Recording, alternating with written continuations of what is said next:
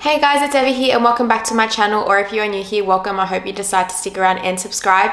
Today's video is going to be a prep diary, but it's going to be a sit down chit chat one instead of like a day in my life slash what I eat in a day. I just wanted to do something a little bit different, and this one is going to be just talking about basically everything. Kind of just about everything, so like my current protocols, how I'm feeling, hunger levels, fatigue, etc. So I'm just going to go into a little bit of a deep dive into that in today's video. So if you are interested in to see how I'm going with my bodybuilding prep, just make sure you keep on watching. And this could also be a great insight if you are thinking about bodybuilding, you don't know if you want to make the jump or not. This could be a great insight for you as well. I'm going to start off with my current protocols to start off with, just to ease into this. So my current protocols are 5 gym sessions. So I have 2 lower body days, 2 upper body days, as well as a glute and shoulder day. And they are in 8-week blocks, and I have 4 weeks left of this current block. And it's always exciting changing it up every so often, that way I don't get bored, because sometimes I do get a little bit bored in the gym and I do want to switch things up, but obviously I can't just switch them up whenever I want to. I do have to wait. So I feel like 2 months of consistently doing the same exercises and progressively overloading is a great way to switch things up. I also have 5 45 minutes cardio sessions as well. So it's not too intense like other people. Like I know other people that are doing cardio every single day and it's like double that. So 45 minutes is a really nice sweet spot. So I get the choice of doing elliptical, bike, or Stairmaster. I was doing the elliptical for a while, but I kind of just felt like it was hurting my feet and was not a good time. So I do alternate between the Stairmaster and the bike. It depends purely on the day, on how I'm feeling. If I feel like I have more energy, I'll do the Stairmaster because that does exert more energy, more sweat, more calories. If I'm feeling a bit on the more tired side, I will opt for the bike. I'll still go as hard as I can, but it's less fatiguing on the bike as well. And I do like to read when I'm doing cardio. I feel like it's a great way to get my reading done, and I always take my Kindle with me everywhere I go, and especially when I'm doing cardio, it's a great way to get off my phone. That way I'm looking at my Kindle screen instead of a phone screen, and it's better on the eyes as well. Kindle is designed to be good for your eyes, unlike a phone screen. So if you are trying to like get your phone screen time down, I do suggest taking a book with you to the gym or a Kindle. I think you should be on the Kindle game. Let's save the trees. No need for paperbacks when we have this amazing device that's so portable and you can just take with everywhere, and there's thousands of books on there on this one tiny device. Anyways, this isn't a review for a Kindle. This is what my current protocols are. So that's what I do, and I find it really, really great. It's a great way to pass time as well. I feel like if I'm listening to music, one, like my AirPods get so sweaty, and it's also not good for the AirPods. They're not sweat proof. And time just goes really, really slow if I'm not reading. So there was one day where I forgot my Kindle. I got 10 minutes into cardio and I'm like, I can't do this. I drove back home, got my Kindle, and then drove back to the gym to finish my cardio. On top of the 5 gym sessions and 5 45-minute cardio sessions, I do also have 12,000 steps that I have to hit every single day.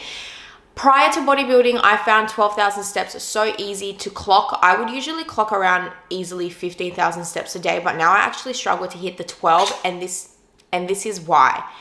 Because when I used to finish my strength sessions in the gym, I would jump on the treadmill and go for about 20 to 30 minutes of steps on the treadmill. And that's why it was so easy for me to clock those steps. But now I'm doing my cardio after my strength training sessions, and cardio doesn't count towards steps. So I now have to figure out how to get 12,000 steps on top of my cardio. So these last few days has been raining, so it's been even more difficult to clock those steps because I usually take my dogs for a walk. But lucky I do have a walking pad. So if it's like 7 o'clock at night and I've realized that I still have 2,000 steps to go, I'll just jump on my walking pad and then I can clock those. So just having that extra device on hand has been really, really handy during prep. Next up is my calories. So calories have dropped quite a bit. They are very low, but not as low as I thought they would be. I'm not going to mention the amount of calories I'm on, only because I don't want anyone to watch this video not be in prep and just eating really, really low because they think that's the best way to lose weight. This is the extreme. This is what the sport depends on for a short period of time. So I'm not going to mention my calories, but I'll quickly go over my macros. So every single day I get 140 grams of protein, 90 grams of carbs, and 48 grams of fats. And I do have one high day a week, which is an extra 300 calories. And I get 150 grams of carbs, and it is the day that I look forward to. So my high day is always on a Wednesday because that is a heavy leg day for me, and I like to get more food in me during the day for that day. My breakfast, lunch, and dinner is always the same. It has not changed, but my snack, I go through three different variations. So I have my yogurt bowl, I have my Ninja Creamy, and then I also have a new obsession, which is egg whites, corn thins, peanut butter with a little bit of fruit on the side if I have enough carbs. But yeah, it's not as bad as I thought, but it could get worse. I still have 7 weeks from today. 7 weeks from today, I step on stage. What's the date today? It is the 3rd. It is the 3rd of August that I'm filming this, and I'm stepping on stage on the 21st of September. 7 weeks time, which is absolutely crazy. It is nerve-wracking, it is exciting, I'm feeling all of the emotions, and I'm really excited to see what package I can bring. And of course, there is no bodybuilding without posing. Posing is probably the most important aspect of bodybuilding. You could have the best physique on stage, but if your posing sucks, you aren't gonna win. So you wanna make sure that you are getting your posing done really, really early on. I started back in February, and I'm only now like starting to get the hang of it. Learning how to rotate your body in a certain way, learning how to show off your best features in a certain way, learning how to hide muscle because certain divisions require certain specification. So if you have too much muscle and you go into bikini, that's not what they're looking for. So trying to find ways how to hide it, learning how to walk in a specific way, learning how to walk in heels. And on top of that, you're in this like really tiny bikini or swimsuit or whatever you're wearing, and it's just a lot. Posing is so important. I did not understand the importance of posing, and I'm really glad that I started when I did, because that has given me plenty of time to create a routine for my eye walk, starting to learn my transitions, as in like, ladies, now half turn to the back and now face the front. And then I've also started doing posing endurance. So I'm now trying to hold my poses for a minute or longer. And yeah, I was put through the ringer last week during my session. I held it for a minute, and then she told me to like move, and then I felt like a baby giraffe. I just like toppled over. So now is the time to start my posing endurance, trying to hold poses as long as I can. And I also need to be practicing, what's it called? I've just gone blank. Well, there goes the prep brain. I also need to practice. Oh my goodness me, I've just lost my train of thought. Okay, that's just gone. I can't remember what I was going to say. But yeah, posing endurance is definitely a big one, because you want to be able to hold your pose as long as possible without looking like you're struggling, even though you are. And I do have a one-on-one session once a week, and then I'm also now practicing every single day. And if I have time, which usually I do 9 times out of 10, I have time, I will practice 2 times a day. Even if it's 5 to 10 minutes, that extra 5 to 10 minutes every single day makes a very, very big difference. And walking is now one that I'm working on a lot. Like trying to move in this certain way is actually so damn hard, and I feel like that's where I'm really going to fail, is my walk. But I have 7 weeks to get there, so there is something on my nose. And on top of all of that, because you know you are posing, you are strength training, your body's under so much stress, it's not getting enough food as it was getting before. Recovery is a very, very big non-negotiable. I will foam roll or do a full mobility stretch every single day without fail. So it's I usually try and do a specific mobility posing every single day, and then on top of that I'll do my mobility posing every single day, and then on top of that I'll either do a full body mobility or a full body foam roll, or sometimes I'll do both. So I really want to make sure that I'm giving, you know, my body what it needs, that extra stretch. Being able to be flexible and mobile while I'm posing as well is really, really important. So mobility, if you are posing, is a very, very, very, very important aspect. So yeah.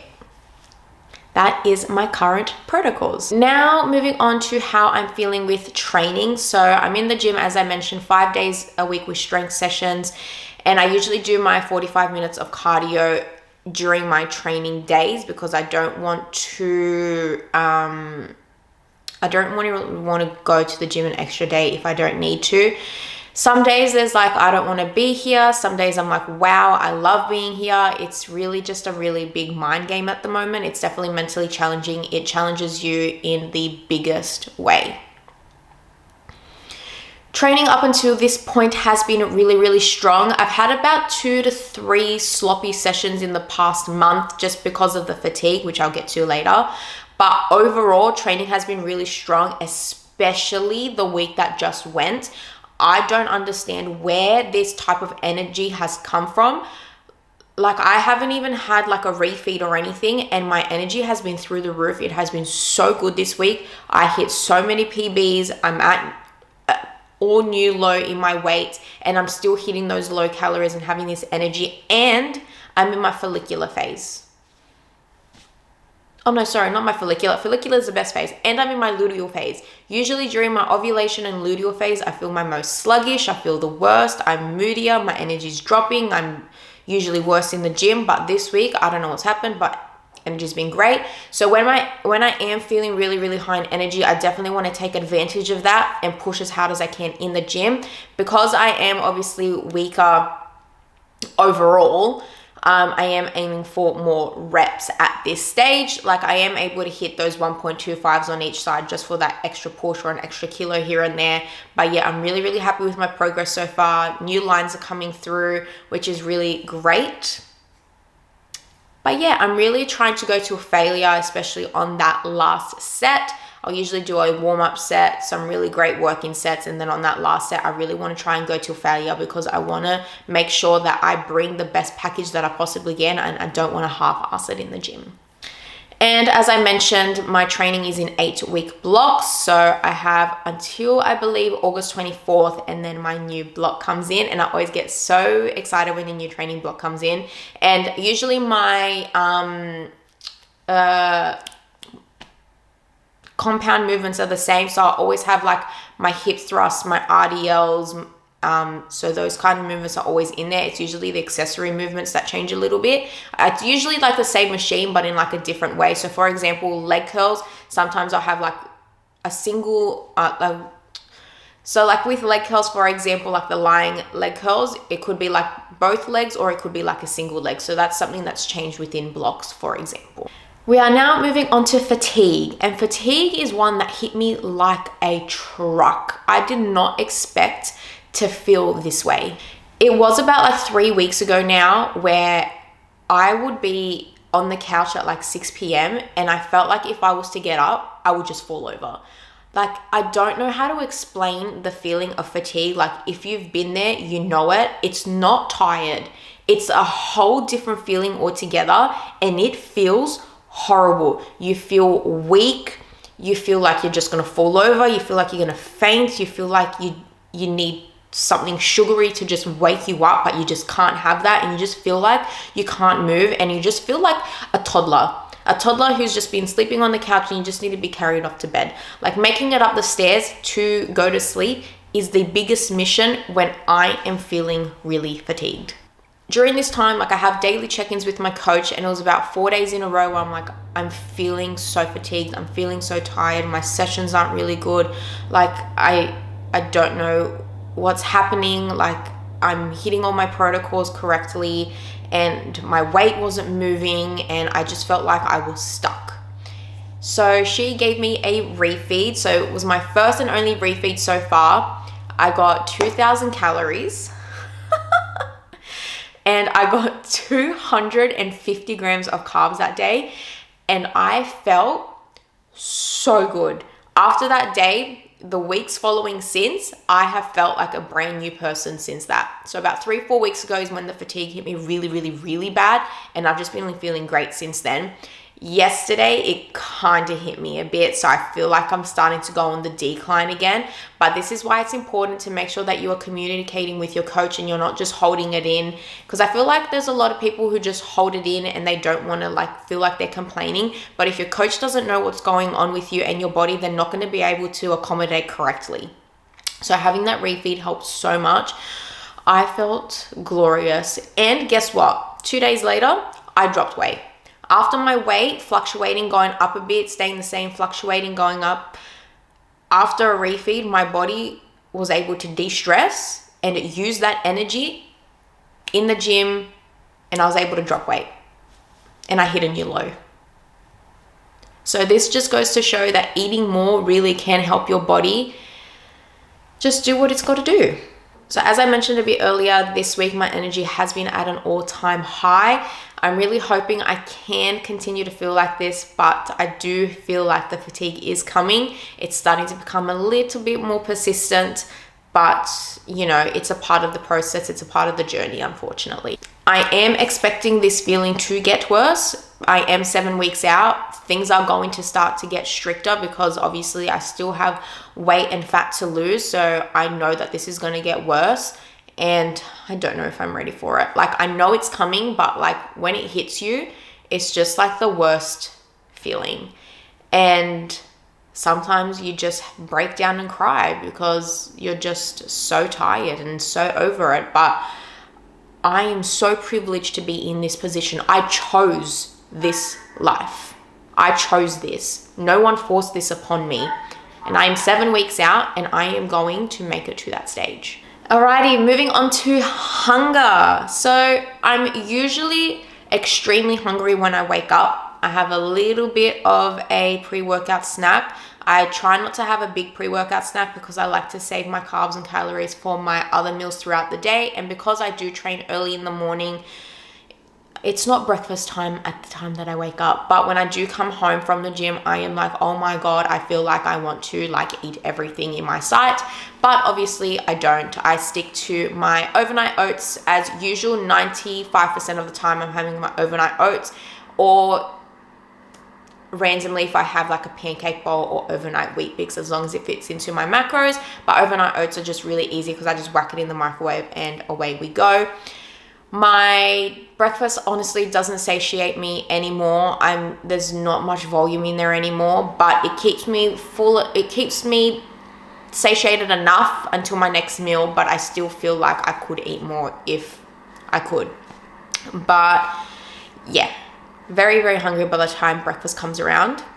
Food noise isn't as bad as it was. So I would say when I first started prep, probably for like maybe the first 5 weeks, all I could think about was food and all I could think about was my next meal. And the food noise was really, really loud. But honestly, it hasn't been really that bad the last 2 weeks. I feel like it's calmed down a lot. And I guess that's mainly because I do keep myself quite busy. I always like to be busy. I hate being bored. I don't know how to be bored. If I'm not doing something, I feel like I'm wasting time. So I always make sure that I'm keeping myself busy, whether that's with work or if I'm reading, going on walks, or if I'm at the gym. But yeah, food noise hasn't been so bad, but I'm really, really happy about that because I feel like at this point it would be bad. It's probably going to get worse, but yeah, I feel like for being 7 weeks out, I feel like I'm in a really good position. Yeah. And talking about like actual hunger feeling, it definitely depends on the cycle, part of my cycle that I'm in. So for example, when I'm ovulating and start of my luteal phase, I get very, very bloated and it just really, really hurts, and my stomach feels really, really full. So actually the past week, I actually haven't actually felt hungry. Like, I've actually been forcing myself to eat because I have felt constantly full and very uncomfortable. But my coach said to drink some tea, and that actually helped so much. I feel like it just like de-bloated me instantly. And just last night, my hunger cue actually came back for dinner, because usually it was around dinner time where I was really forcing myself to eat. But yeah, it's really great to feel hungry because that means my body is working, but also the feeling of hunger is the worst because like there's only so much you can eat. So you really want to be prioritizing high volume foods, lots of veggies, just to get that volume in, which is exactly what I'm doing. So yeah, hunger and food noise hasn't been so bad recently, and fatigue as well, but it's definitely something that literally kind of just snuck up on me just yesterday. So we'll definitely see how I go in the next following weeks. But overall, hunger isn't prevalent as I thought. There are days where I feel it, of course, but overall hasn't been so bad. And quickly touching on weight, so I have hit a new low just this morning, a new prep low at 45.75 kilos. I still have, unfortunately, around 2 kilos to lose. And if that's the case, that will be the smallest I've ever been. So during my bulk, I hit 52 kilos, and during my adult life, that is the heaviest that I weighed. Just before my bulk was the smallest I ever was at 44 and a half. So if I'm 45.7 now and I have to lose another 2 kilos during my adult life, that is going to be the teeniest that I've ever been, but with muscle. But I just want to tell you, this is not sustainable. This is for a short period of time. This is to be on stage. This will be a stage weight to look good for one day. Do not go into this video thinking you need to be this small, because it won't be sustainable. I just want to make that very, very clear. As soon as show finishes, that's when a reverse is going to come in. I'm going to be putting weight back on, and I'm going to be going back into a more healthier, sustainable lifestyle after this. This is for a short period of time. I just want to make that very, very clear. Okay, we are now moving on to body image. So right now, like today, right now, how I feel, I am more confident in my body, I am more confident in the gym, and I'm more confident in my clothes. When I was peak bulk, I could not fit into half of my gym clothes. I was constantly wearing oversized t-shirts. I was wearing all black, which is not me in the gym, and I was hiding away. I was just hiding away. I felt shit. I felt sluggish. I hated the way I felt during my bulk. But now this is a different kind of shitty feeling, because now I just feel like I'm really small. Sometimes I feel like I'm not lean enough. Like, yes, I did say that I'm more confident in my body, but at the same time, I don't know if I'm going to look big enough on stage. It's such like a mind fuck. It's just like a, oh my God, I'm so lean, but then, oh my God, I'm actually not that lean. And oh my God, I'm so small. Oh my God, I'm so big. Like, there's just so many feelings that go through your head when you're getting so close to that stage time, especially with social media, constantly comparing yourselves. Like I've gone into a bit of a hole comparing myself to people who are the same amount of weeks out from me. And I'm like, oh my goodness, they have so much more definition. They're going to look way better on stage. Their posing looks better, but that's not going to help at all. I have to think about what I can control, and what I can control is hitting the protocols that are set for me and going as hard as I can. The best that I can do is all I can do. But in saying that, I do have new lines coming in. I have heard that legs for women are the last things to come in, and I've only started seeing more glute lines and a bit of a tie-in. So that's definitely going to take until the end to come in. But my shoulders are looking really good. My arms overall are looking really good. My stomach, I feel like, isn't as lean as I want it to be during this time. Like, there's no abdominal definition yet, but it's definitely flatter. What else? I think that's about it. Yeah. Overall, feel really, really confident in the gym, in my gym clothes, because I love wearing my shorts and my itty bitty sports bras. That is my bread and butter, and I have felt so confident wearing that in the gym again. Okay, I have one more topic to talk about, and that is costs. I thought that this was not going to cost more than $6,000 to $7,000, and that's still a lot of money for preparing for one thing.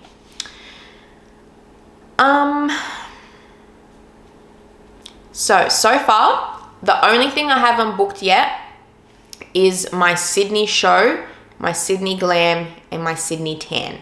So that is the last bit of stuff that I need to pay for. So as of right now, I have spent $9,146. I want to vomit. I did not think that this was going to cost me, oh my God, like it's going to cost me like over 10 grand. That is stupid. That is so stupid. And people are like, you're going to get addicted to bodybuilding. No, I'm not.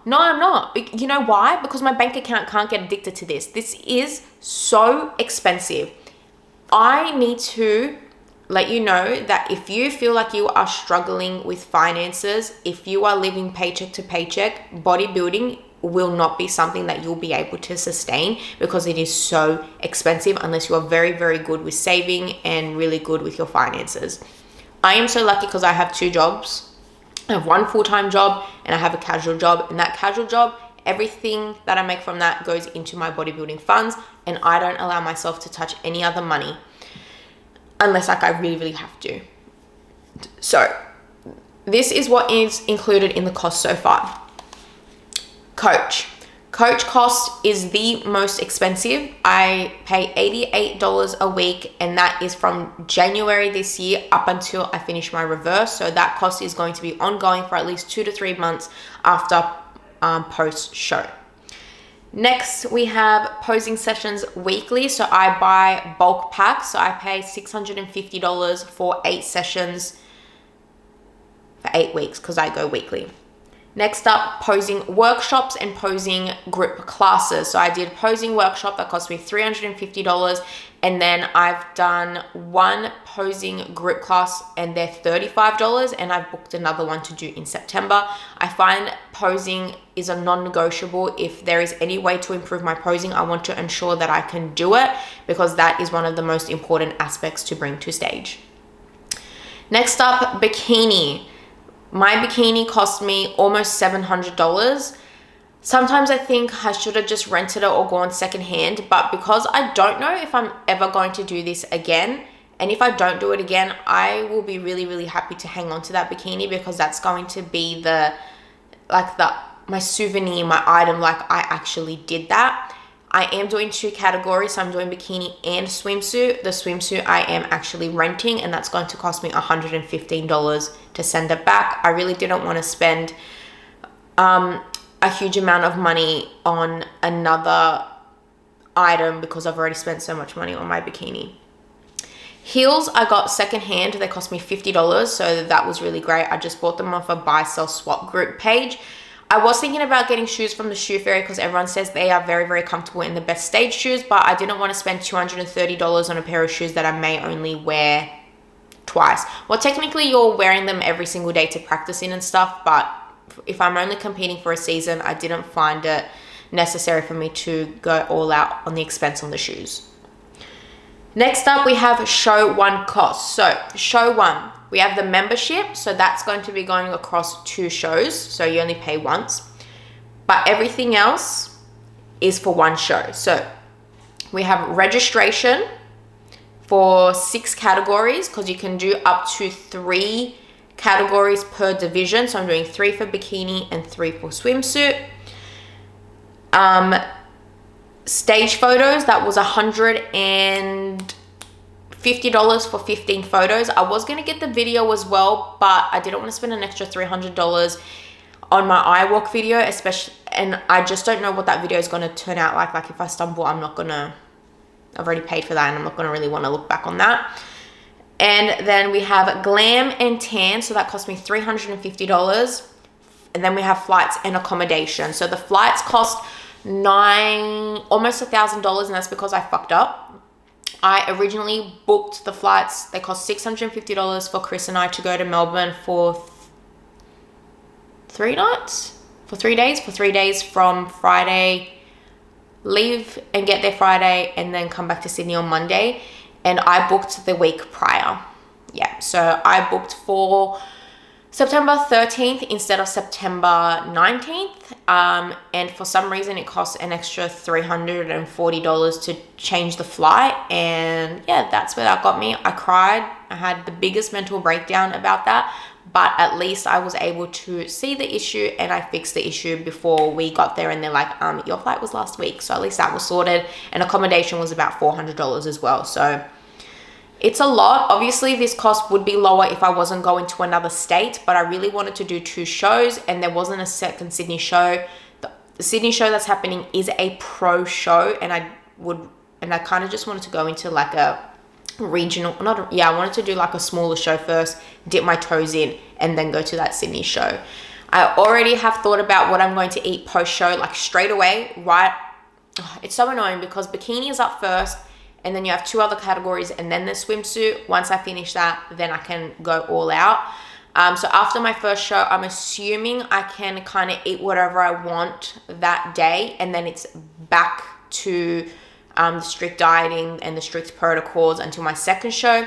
And then my second show, right after I get off stage, I want a Mars bar, a shit ton of fruit, water, and then I want to go out for dinner. But I want to make sure that I pace myself. I don't want to feel sick. I want to make sure that once I'm full, like, then that's it, because like I said, I don't want to feel sick. And a lot of people go all out with like the desserts and the cookies and the burgers and the chips. Eating pub food and eating fast food isn't really my forte anyways. There's like really nice restaurants within the venue that we are that we're stepping on stage on, so I really want to go to a nice restaurant, not a pub or anything, and just really pace myself. But I'm very excited for my Mars bar and fruit. That is the 2 things that I'm really looking forward to the most. And I also forgot, in that cost is also a photo shoot. So after my first show, when I come back to Sydney that week on the Saturday, I'll be doing a gym photo shoot. That is something that I really, really wanted to do while I look this way, because as I said, I don't know if I'm ever going to do this again. This is the leanest that I'll ever be, so I want to capture that in a gym environment because that's where I feel most comfortable. So I'll just be taking my favorite gym outfits. I get up to 3. And then just posing in a gym and feeling and looking strong in that scenario, but I'll probably be actually depleted. So that is everything that I wanted to talk about for this prep diary, just how I'm feeling with each like category, so fatigue, hunger, training, etc., and my costs so far.